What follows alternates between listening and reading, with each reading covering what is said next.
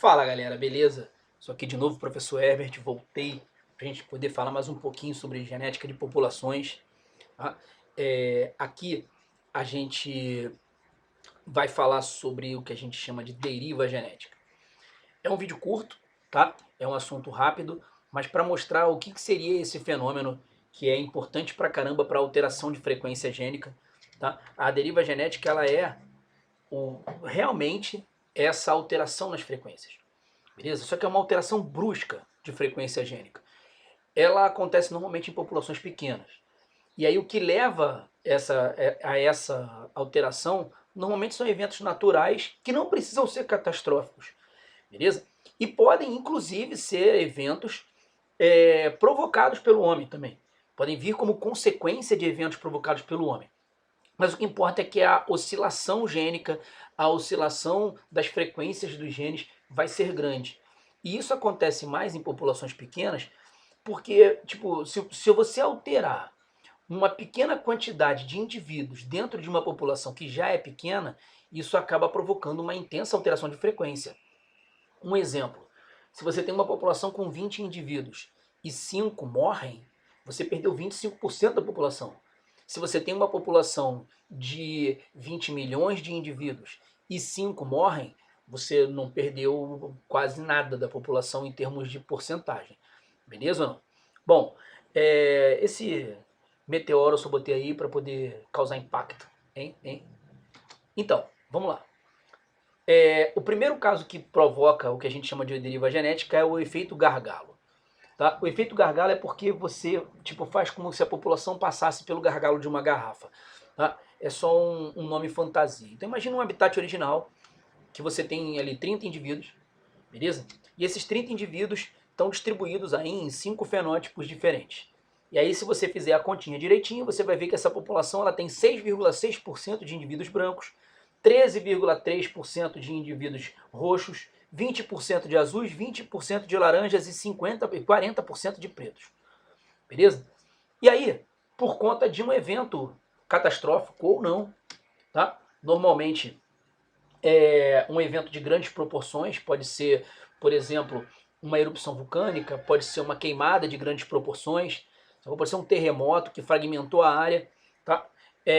Isso acabou diminuindo o tamanho do habitat. Né? Uma queimada tem um poder bem grande de fazer isso. E aí, essa diminuição do habitat diminui a diversidade daquela área. Você tinha, por exemplo, 5 fenótipos, agora você ficou com um pedaço que só tem 3. E aleatoriamente escolhidos, a população era pequena. Entendeu? E aí, desses 3, sobraram lá 2 azuis, um branco e um preto. Que são os caras que vão dar origem à nova população, que formam, na verdade, a nova população nesse ambiente. E aí, eventualmente, esse ambiente se recupera. Né? Um processo de sucessão secundária, por exemplo, pode permitir a recuperação do ambiente. Só que agora os descendentes desses indivíduos é que vão dar origem à nova população. E essa nova população ela tem uma frequência fenotípica totalmente diferente da inicial. Eu volto a ter uma população com 30 indivíduos, por exemplo, só que aí agora, desses 30, 40% são brancos, antes eram 6,7%.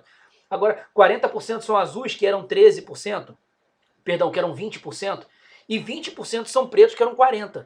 Então, assim, alterou bruscamente a frequência, isso em um espaço de tempo bem curto. Beleza ou não? Tranquilo?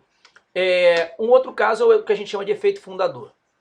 O efeito fundador é quando você tem, literalmente, assim, uma população nova sendo fundada em uma área onde ela não existia. Tá certo? Então, de novo, a partir daquela população original lá, né, inicial, da mesma do outro. E aí eu tenho uma outra área isolada, onde não existem indivíduos dessa espécie.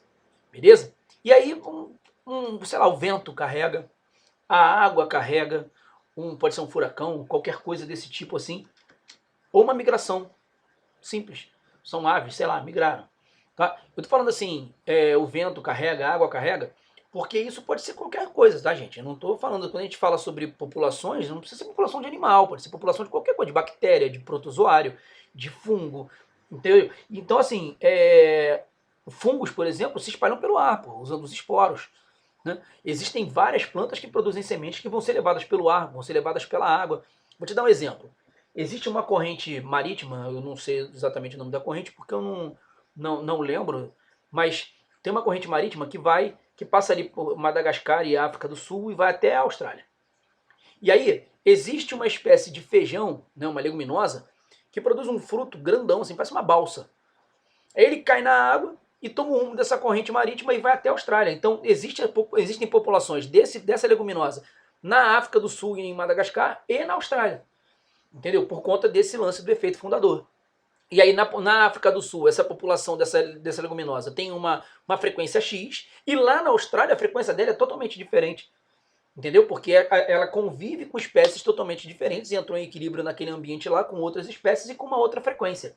Sacou? Então, assim, essa população nova aqui vai fundar, né, uma nova população, foi fundada aqui uma nova população nesse ambiente isolado. Sacou? Ela colonizou o ambiente e se entrou em equilíbrio, se espalhou. Né? A seleção natural atuou aqui, permitindo que alguns sobrevivam com mais facilidade do que outros. Aí, por exemplo, essa população ficou 75% azul e 25% branca. Entendeu? Um exemplo de efeito fundador que aconteceu aqui, por exemplo, com a colonização. Você tinha uma população bem, vamos dizer assim, homogênea, né? Indígena. É claro que tem as etnias e tal, mas tipo, se você pegar com relação à cor de pele, por exemplo, tipo de cabelo, cor de olhos e tal, é uma população bem homogênea, essa etnia indígena, né? essa população indígena.